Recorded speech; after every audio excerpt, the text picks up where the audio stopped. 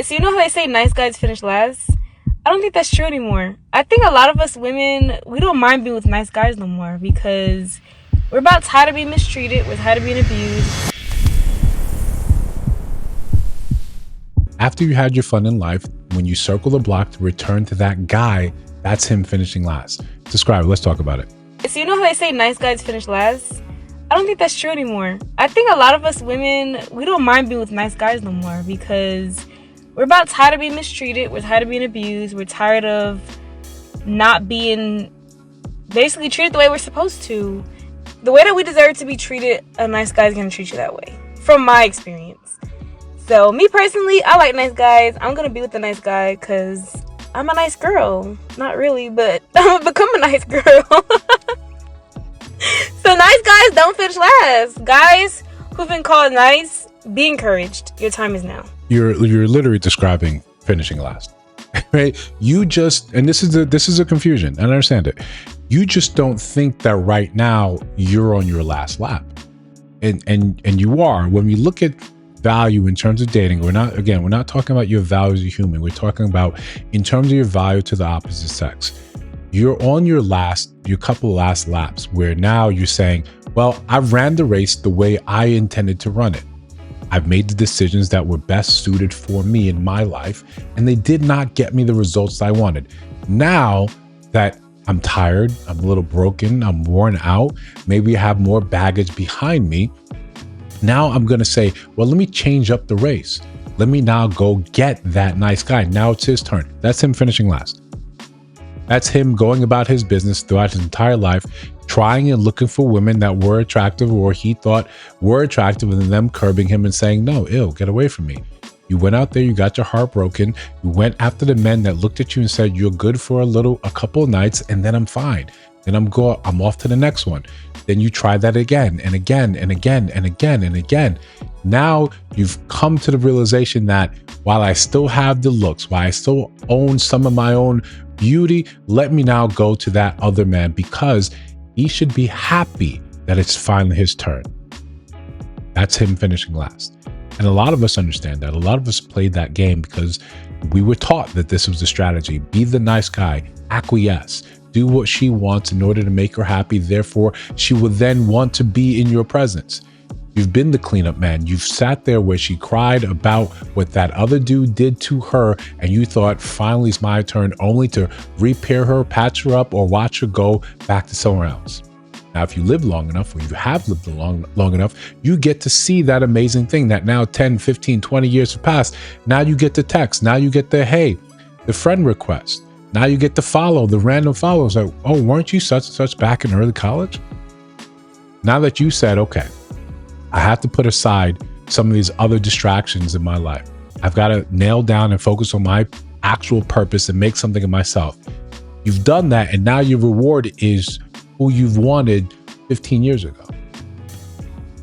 A lot of nice guys, a lot of good guys are looking at said, you know what, I still don't want that. They're waking up and understanding that they're not being given a good deal.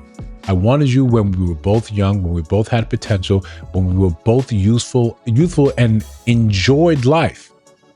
I wanted to be your first choice. I didn't want to be your 37th. And here I am, your 37th choice. And you're looking at it as if you're doing me a favor. You're not. You're not. A lot of the so-called nice guys, they're waking up to this and understanding, okay, even if I look and I run with this, and I say, I'm fine, this is finally my time in the sun, I know that she's here because I can offer stability. But what I cannot receive for that stability is genuine desire, genuine respect. I can help feed her kids. I can help bring them up. I can help raise them. I can pay for their activities. I can pay for their college, their tuition, but I cannot buy respect. I'm never going to get that because I was never her choice. I'm what she says a lot of women say they refuse to do, settle. I'm the one she settled for because time was running out of the clock. It's fourth quarter. Now, before we continue, like, comment, subscribe, hit that notification bell so you don't miss no uploads. You know, we're trying to do that push for 7,000 subscribers. So subscribe. If you get any actual pleasure or any value out of the channel, subscribe to the channel, of course. We got merch in the store, so hype the video, share the video, and also membership is open on the channel. You want exclusive videos that you won't see to the wider sort of public. Besides that, let's get back to this. Now, almost every man understands this very concept, and sometimes you get to see it played out in reality, like the Michael B. Jordan thing, where she said, oh, they're in high school and she's a clown him. Now she's looking at him, he's on the red carpet, and he's just like, he's not having any of it. Women are up in arms about that, saying that there's nothing wrong with that. There's nothing wrong with you choosing what you want.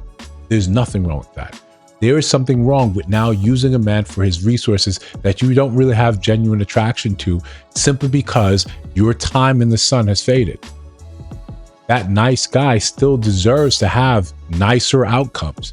Now, of course, it's incumbent upon him to realize that his worth, that's part of the journey. The problem is a lot of us are suckers. A lot of us are just excited that we finally get attention. Easy tip, if you've never really been that guy, you've never been super attractive, super handsome to women, but suddenly you're inundated with attention, check your age. You probably get around that time where women start saying, oh, I was choosing the option for attractiveness. I was going with what excited me. Now I have to be more realistic in my choices. And I look at you and I look at the lifestyle you have and I say, that's a good, stable lifestyle. I need stability because maybe now in my time in choosing those type of men, I came with baggage. I have kids, I have needs, I have fixed bills that need to actually be met. You could do that. And then I know you've always liked me, so you would just be happy to be in my company. It's a win-win for me. For them, it absolutely is. For you, nice guy, it's not. Unfortunately, there's not a lot that you can get around where you have to put your time into the game as a man. In order for you to get the optionality you want, you're going to have to make something of yourself. That takes time. A lot of you have realized that in your own life. A lot of you are on your way to realizing that now. That's fine. Be patient. If you see something that, hey, I've always liked her, that's no reason for you to suddenly decide. You need to evaluate if that's a good partner for you now. Otherwise, you will be taken advantage as you being the nice guy. They will look at you and say, well, you should be happy to provide for me. You should be happy that I'm even giving you this time of the day because you're not really my type. I'm here for the stability. I'm here because mainly I'm being driven forward by my hurt and baggage that's behind me. I've tried it with those guys. It hasn't worked out. I've tried it with men I'm really attracted to and it hasn't worked out. That's why I'm here with you. That's why I'm looking at you right now and saying, hey, congratulations, you're up at bat. Shouldn't you be excited? Shouldn't you be excited that it's finally your turn? You should be thankful. You should be thanking me. That is going to be the cornerstone of your relationship. You will constantly be trying to provide in terms of finances, in terms of emotional stability, in terms of everything because you're lucky to be here. That's not how you should think about it. You should look at what it took you to come up, what it took you to make something yourself. Even if you're not deep six figures, but the stability and peace that you've had, you should treasure that above anything else. Look, if you disagree, let me know down in the comments below. If you see other videos on screen, check those out. Let me know your thoughts about those in those videos. And of course, if you listen to sound my voice now, if you have not subscribed, I think you should. I'm just trying to build something dope. I'll see you in the next one.